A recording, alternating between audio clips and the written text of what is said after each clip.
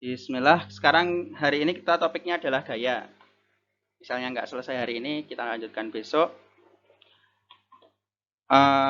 Gaya secara umum, ya ini kita sudah mempelajari pas. Oke, secara umum ada 3 topik. Di antaranya hukum Newton, gaya konkuren, kesetimbangan benda tegar pada gaya-gaya sebidang. Untuk hari ini kita hanya bahas tentang hukum Newton. Gaya konkuren, kesetimbangan benda tegar pada gaya-gaya sebidang, akan kita bahas selanjutnya. Oke, ini adalah semacam mind map untuk hari ini. Ada hukum Newton, ada 1, 2, 3, dan Anda pasti sangat familiar dengan hukum Newton. Lalu contoh kalkulasi gaya, kasus biasa, gaya pada massa di bidang miring dan selanjutnya. Nanti akan kita diskusi. Lalu jenis gaya, ada gaya gesek, gaya sentripetal, dan gaya gravitasi. Oh ya, untuk hari ini saya akan ada membagikan tugas, tapi tugasnya bisa dikumpulkan sampai nanti malam. Saya share dulu aja lah tugasnya. Jadi nanti silahkan Anda kerjakan di atas kertas, lalu submit di Google Classroom. Di turn in aja. Ini nggak pakai Google Form, tapi pakai Google Classroom. Nanti dicoba dulu aja. Misalnya ada kendala, misalnya nggak bisa upload atau seperti apa, bilang ke saya. Deadline hari ini jam 12 malam. Soalnya cuma 2, ya agak-agak aplikatif dan di kehidupan sehari-hari, tapi bisa ini. Ya ini untuk menunjang pemahaman aja. Biar apa yang saya sampaikan di kelas hari ini bisa langsung coba dikalkulasi. Oke, saya sudah share di Google Classroom. Oke, saya lanjutkan kuliahnya.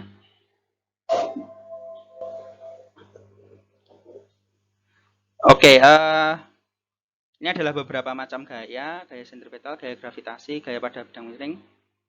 Oke lah, kita lanjut dulu. Ini adalah hukum Newton. Hukum Newton. Ini adalah Newton.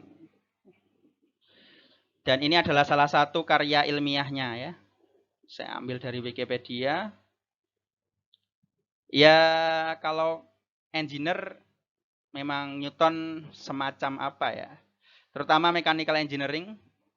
Orang-orang yang bekerja di mechanical engineering, entah sebagai konsultan, teknisi, engineer, ataupun desainer. Nah, hukum Newton ini semacam core-nya lah. Bahkan untuk fluida, untuk macam-macam hukum Newton. Dan bahkan bisa dikatakan selama 1 semester ini kita akan belajar 70%, 80% hukum Newton. Terkait dengan hukum Newton lah. Hal-hal yang dikerjakan Pak Newton ini. Oke, sekarang kita lanjut.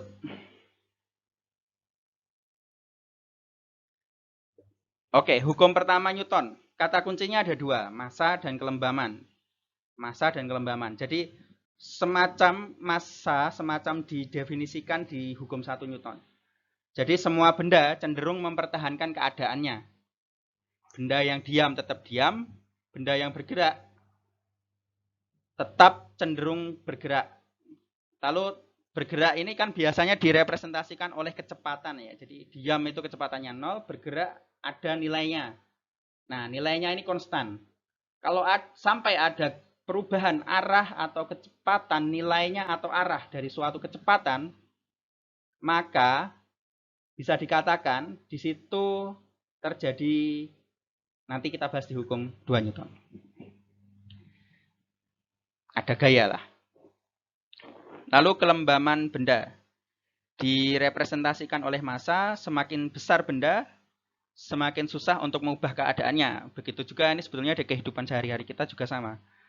Kalau misalnya kita mau ubah diri sendiri, itu mungkin sebetulnya relatif lebih mudah daripada mengubah satu keluarga atau mungkin satu negara.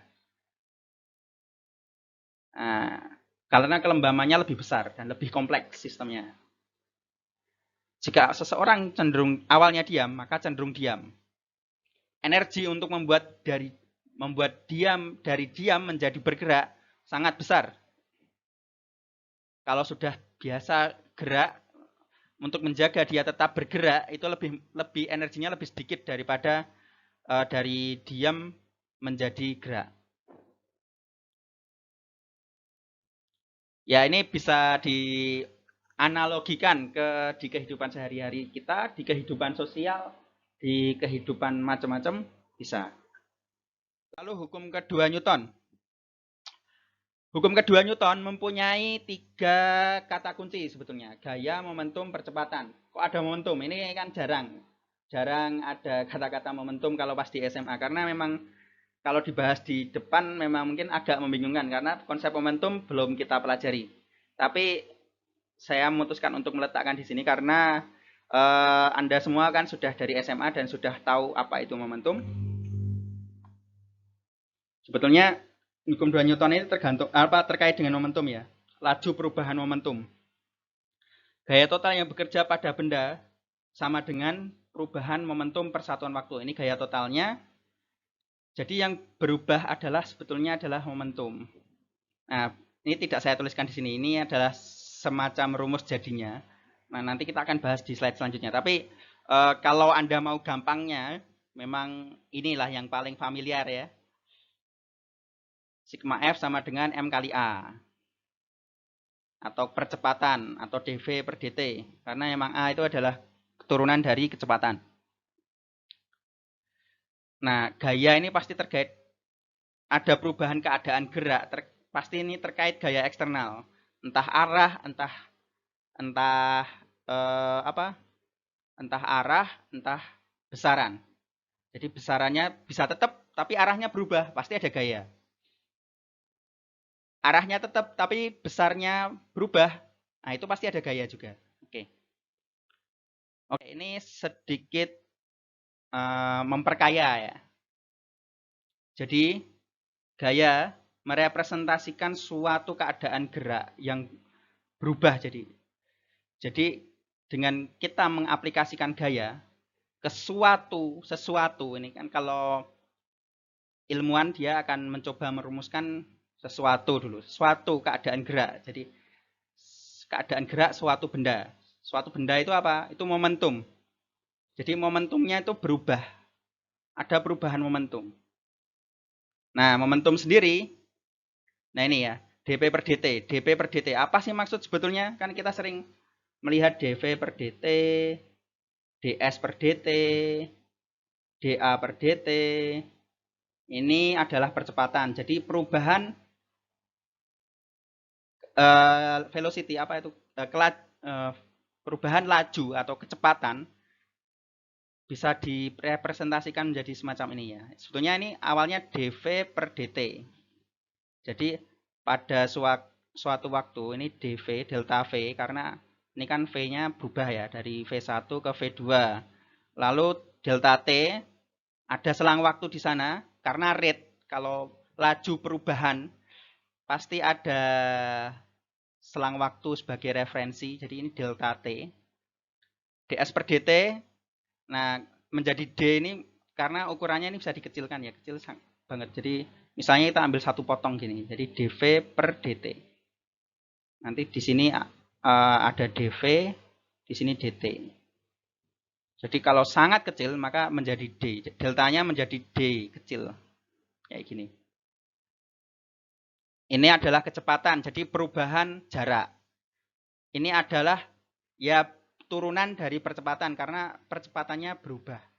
Nah, ini di luar bahasan. Kalau yang seperti ini, jadi momentumnya berubah. Seiring waktu momentumnya berubah. Momentum sendiri kita tahu di sana ada unsur massa, ada unsur kecepatan. Ini adalah momentum. Karena keadaan gerak itu memang paling cocok direpresentasikan sebagai momentum. Ada massa, ada kecepatan. Kan yang paling mudah itu kan. Kalau percepatan itu sebetulnya sudah semacam hasil renungannya para ilmuwan itu. Tapi kalau kita mau melihat suatu keadaan suatu benda pasti ada massa. Itu kita sudah bisa melihat dengan kasat mata. Ada kecepatan, dia bergerak pasti ada kecepatan. Nah, itu sudah bisa melihat dengan kasat mata. Kalau percepatan mungkin perlu merenung lebih dalam.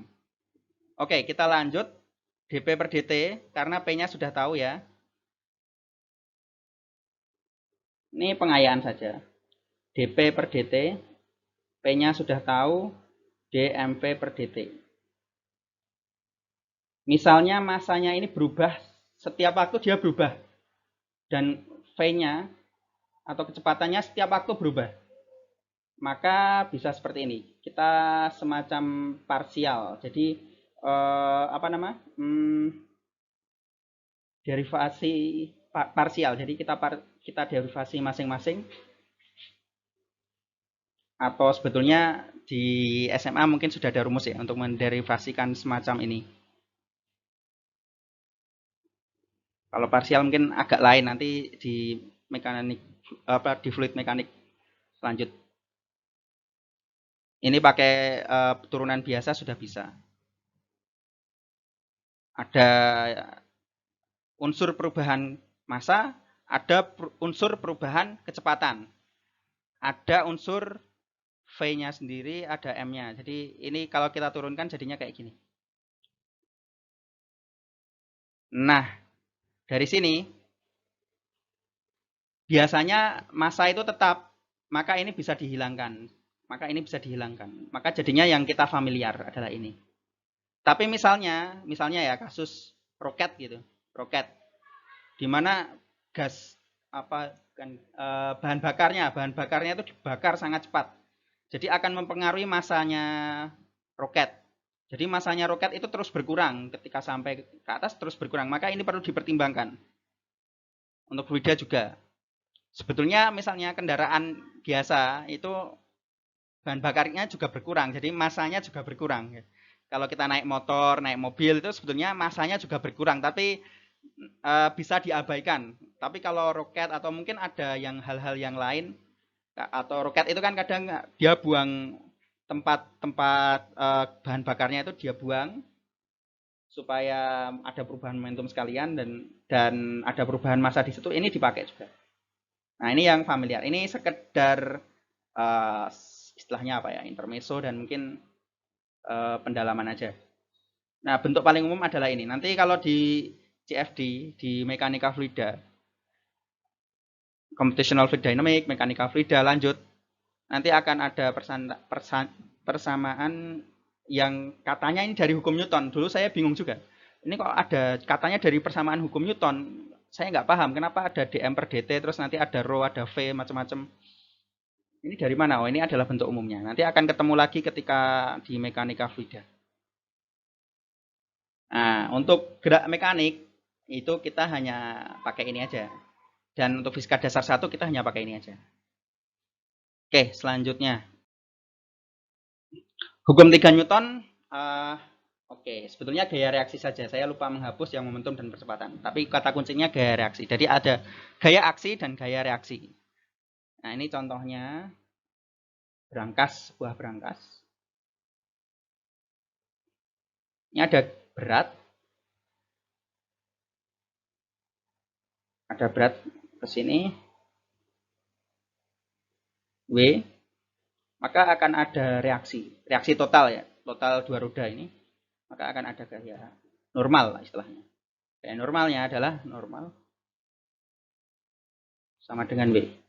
Atau misalnya kita arah karena dia tidak ada pergerakan, maka M kali A-nya adalah 0. Misalnya ke atas itu adalah positif, minus W. Maka N sama dengan W. Sama dengan M kali G. Oke, seperti itu. Ada aksi, ada reaksi. Dan ini tidak hanya kasus ini. Kita bersandar pada tembok, itu ada, kita memberikan suatu aksi ke tembok, lalu tembok memberi semacam reaksi ke kita. Jadi kita semacam ada sentuhan. Kalau ada sentuhan pasti ada gaya normal di sana. Ya, ini ada gaya normal di sini. Mungkin ini saya ubah aja ya. Nanti gaya reaksi, gaya aksi, dan gaya normal yang kaitannya erat dengan gesekan. Sama kontak atau tidaknya suatu benda. Kalau gaya normalnya 0, maknanya dia bisa sewaktu-waktu bisa lepas. Kalau gaya normalnya lebih dari 0, maknanya dia sentuhan. Oke. Ini istilah aja merekap massa, kilogram standar, gaya. Oke, ini saya yakin sudah biasa. Ringkasan, ya Anda sudah cukup biasa. Hukum gravitasi universal. Jadi gaya, bentuk lainnya ada yang gravitasi juga. Oke, untuk kita yang bergerak di bidang engineering mungkin agak jarang ya ngulik yang ini, ya, karena ini kerjaannya anak-anak astronomi, mahasiswa astronomi. Jadi misalnya ada 2 planet, maka dia akan cenderung tarik menarik. Nah, nanti akan kita akan pakai persamaan ini, sebetulnya bukan pakai ya, tapi ini bisa dianalogikan nanti ke muatan. Nanti muatan itu saling, kalau diamati gaya tarik antara muatan satu dengan muatan lainnya seperti gaya gravitasi. Oke, itu nanti fisika 2. Lalu ini adalah berat. Oke, berat ya terpengaruh gaya gravitasi. Ada percepatan gravitasi juga untuk berat. Oke. Ini jenis-jenis gaya, ada gaya tarik, gaya gesek, gaya normal, gaya kinetik, dan macam-macam. Nah, ini contoh aplikasi hukum Newton. Silahkan Anda berkreasi bagaimana cara untuk bisa mendapatkan ini. Tentu pertama dipisahkan ya, nanti ini ada fx, ada fy. Nanti ada sin alfa untuk y dan cos alfa untuk x.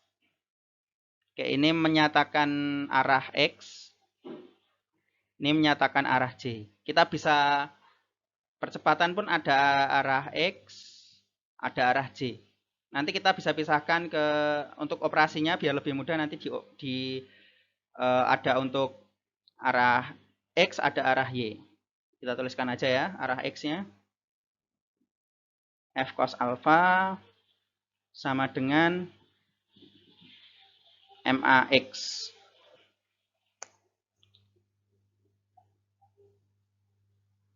Ini asumsinya tidak ada gaya gesek, jadi ini adalah licin. Koefisien geseknya 0. Lalu arah Y, F sin alpha plus N minus W sama dengan MAY. Misalnya adanya hanya arah gerak ke kanan, maka X-nya ada, tapi AY-nya 0. Jadi tidak ada perubahan displacement atau tidak ada perubahan kecepatan di arah sumbu X, di sumbu Y, maka AY-nya ini 0, berakibat ini sama dengan 0. Nah, tapi untuk mendapatkan ini nanti coba Anda ulik sendiri, nanti pakai hukum 2 Newton ya. Ingat kalau mengerjakan soal, saya minta ada yang diketahui. Ini kenapa? Diketahui, ada yang ditanyakan, ada hukum umumnya, dan Anda tambahkan narasi-narasi. Maksudnya asumsi-asumsi silahkan tambahkan di sini. Misalnya jawaban Anda tidak betul, dan asumsi ada beberapa yang betul, maka Anda memberi alasan saya untuk memberikan nilai di proses. Jadi misalnya jawaban Anda betul, sudah diketahui, ditanyakan, dan alurnya betul, tanpa narasi mungkin saya betulkan. Tapi misalnya ternyata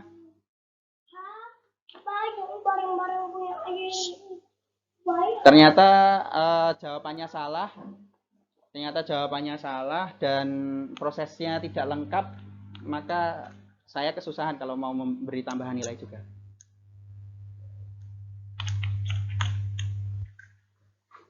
Sama ibunya.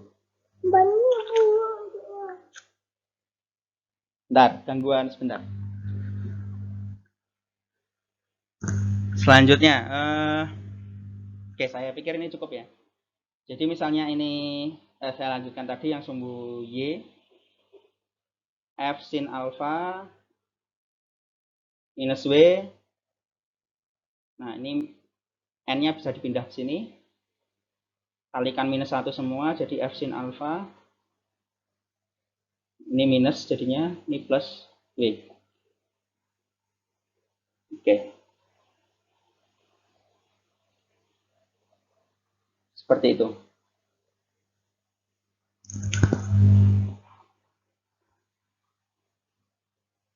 Misalnya N-nya 0, jadi misalnya N-nya 0 maknanya apa? Maknanya dia akan terangkat. Jadi semacam nanti akan akhirnya dia MAY-nya yang awalnya 0 sudah mulai beranjak menuju ada nilainya. Misalnya FY-nya ke atas, jadi trash box-nya ini menuju ke atas juga. Oke, kalau ada pertanyaan potong saja. Selanjutnya adalah massa pada bidang miring. Massa pada bidang miring, silahkan nanti ikuti apa yang diketahui, apa yang ditanyakan, lalu hukum constitutive equation atau hukum umumnya apa, yaitu hukum 2 Newton, sigma F sama dengan M kali A. Nah,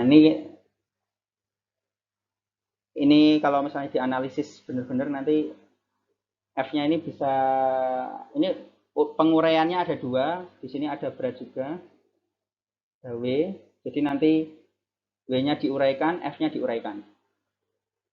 F-nya diuraikannya bagaimana? Kita lihat sendiri di sini ya, F. Kita ya saya lupa. Yang pertama perlu kita sepakati adalah mana X, mana Y. Ini penting. Misalnya ini Y, ini X. Jadi gitu. Y dan X kita sepakati dulu. Ini penting, saya lupa. Asumsi. Mana Y, mana X. Juga sekalian mencocokkan ini. I-nya nanti arahnya menuju X, jadi arah ke sini. Jadi semua gaya yang arahnya ke sini dan Y, ya, semua gaya yang arahnya ke atas. Oke, sekarang kita coba uraikan gayanya. F ada misalnya tetanya di sini, F cos theta. Di sini F sin theta. Oke. Lalu yang W bagaimana? Yang W ini saya rotate ya biar nggak bingung. Ini saya rotate sedikit. Ya saya kawan-kawan biar mudah membacanya. Kalau ini terpaksa Anda supaya paham, saya buatkan semacam ini ya, analisis geometrinya. Ini kan sudah ada alfa gini ya, alfa. Bagaimana menguraikannya? Apakah bisa seperti langsung? Nah, Anda perlu menganalisis. Kita buat semacam imaginary segitiga imajiner. Jadi di sini adalah 90 derajat. Kalau kayak gini maka di sini alfa, alfanya di sini. Jangan salah nanti ya. Alfanya di sini. Nah, nanti bisa dipisahkan jadi ke sini dan ke sini. Karena alfanya di sini, maka sini nanti adalah W sin alfa, ini W cos alfa. Makanya ini kebalik. Sini cos, sini sin. Karena memang beda ya. beda letak sudutnya. Nanti dikalkulasi sendiri, dipisahkan antara sumbu X dan sumbu Y, terus dikalkulasi. Selanjutnya adalah gaya gesekan. Ini adalah gaya gesekan.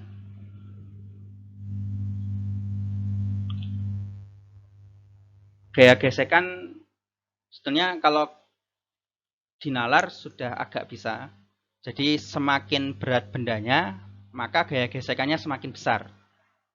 Mudahnya gaya gesek statis. Ini yang paling mudah dites, melakukan tes untuk suatu material adalah gaya gesek statis.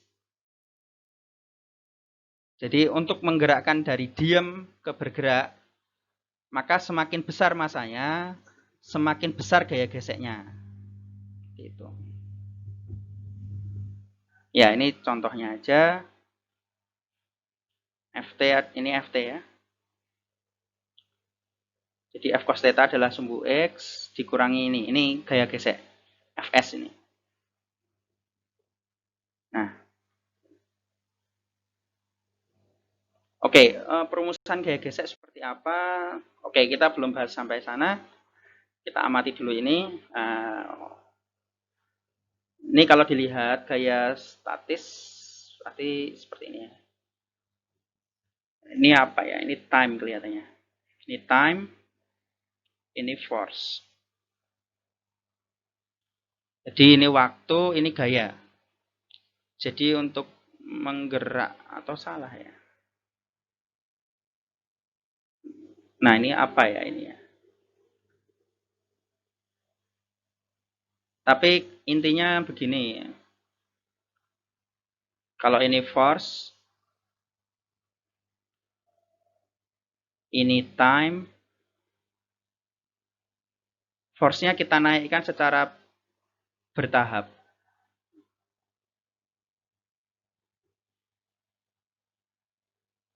Nah nanti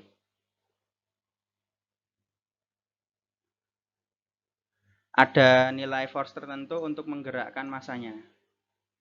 Seperti ini bukan ya? Oke.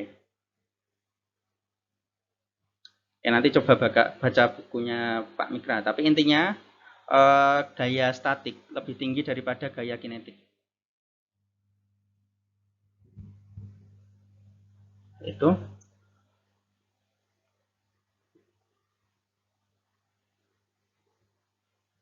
Oke. Oke, ini force yang kita berikan. Ini gaya yang kita berikan ke benda. Dan ini adalah gaya geseknya.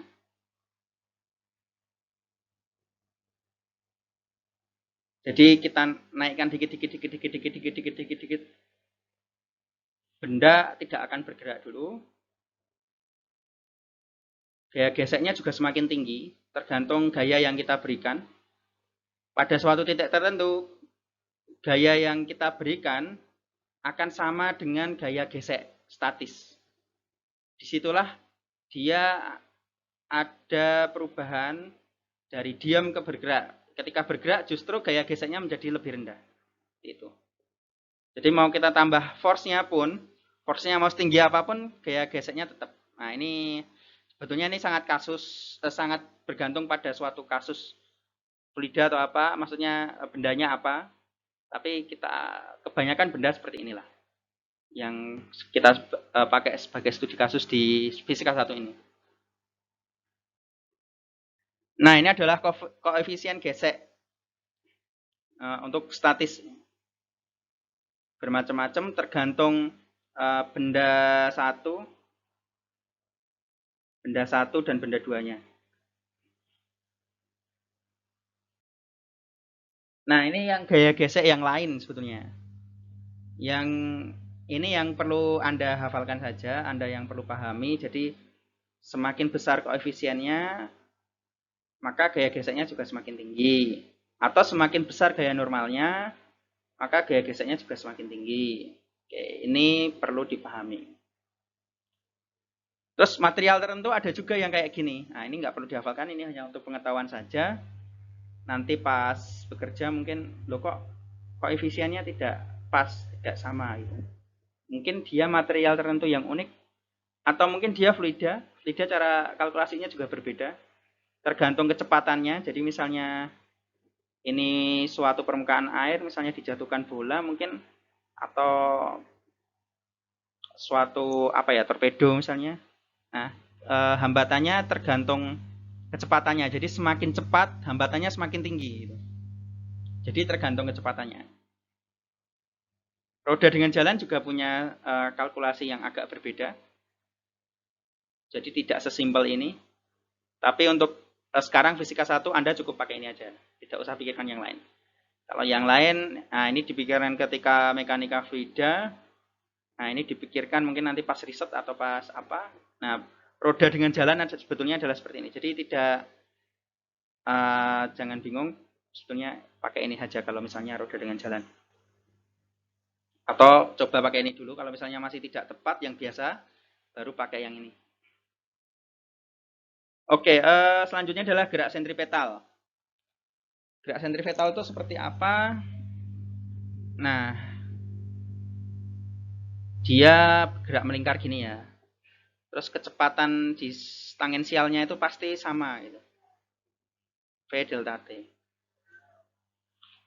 Kecepatannya selalu, kecepatan tangensialnya sama, tapi sebetulnya kalau dilihat-lihat, dia tuh sebetulnya ada semacam ini kan, perubahan arah. Jadi tidak ada gaya.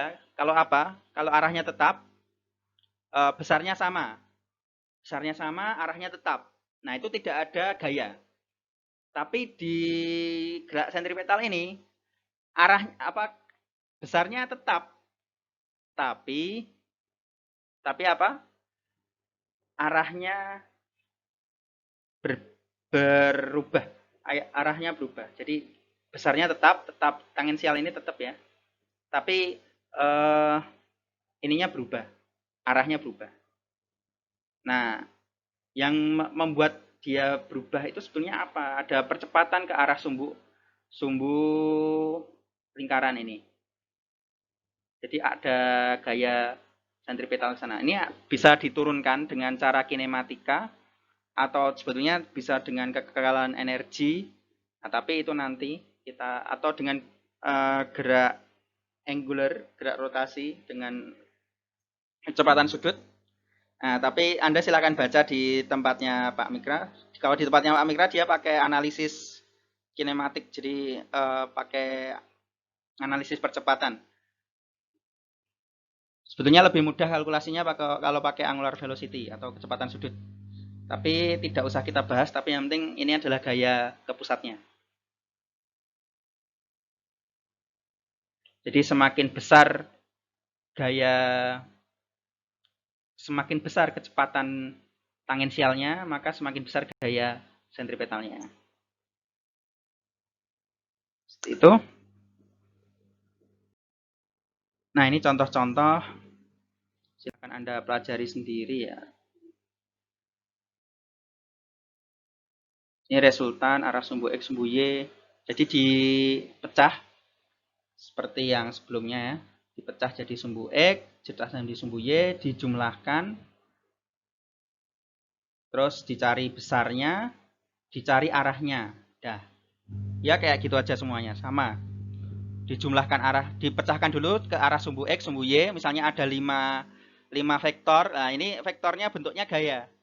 5 vektor dipecah menjadi sumbu X, menjadi sumbu Y, terus ditambahkan sumbu X dan sumbu Y sendiri-sendiri. Setelah itu dicari besarnya, terus cari besar sudutnya. Udah selesai. Sebetulnya besar sudut tidak perlu sampai ini ya, tetanya berapa, tapi tangen tangent theta atau tangen tetanya itu sudah cukup. Tangen tetanya nilainya berapa, itu bagi saya sudah cukup. Tidak perlu dicari tetanya itu sudutnya berapa sih, tidak perlu, tapi tangen theta berapa, itu sudah cukup. Seperti yang di contoh 1 tadi. Lalu ini adalah contoh lain. Ini lebih simpel daripada yang contoh yang saya berikan tadi, di mana F-nya harus ada sumbu X, ada sumbu Y. Kalau yang ini lebih simpel. Oke, lebih simpel dan Anda harusnya bisa mengerjakannya.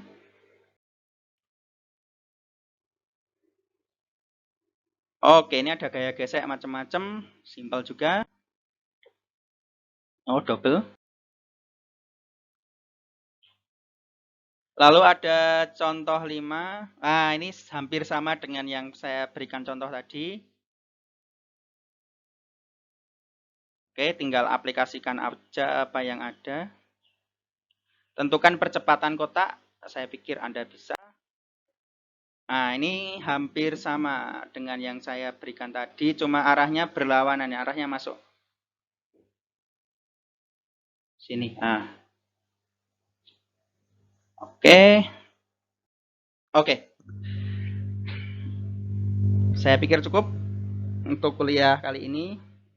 Nah, ini ada quotes dari Isaac Newton. Walaupun itu sebetulnya ungkapan yang terkenal ya, tidak hanya Newton saja, on the shoulder of giant. Jadi maksudnya Newton adalah kita bisa membuat suatu penemuan, suatu progres di masa sekarang karena akumulasi ilmu pengetahuan yang sudah ada. Jadi suatu jaringan ilmu pengetahuan yang sudah ada pada masa Newton. Nah, di sana dia membuat suatu improvisasi. Jadi kehidupan manusia pada zaman sebelum Newton bisa membawa Newton untuk merumuskan hukum Newton. Hukum alam berupa hukum Newton dia. Oke, seperti itu. Terima kasih atas perhatiannya. Wassalamualaikum warahmatullahi wabarakatuh.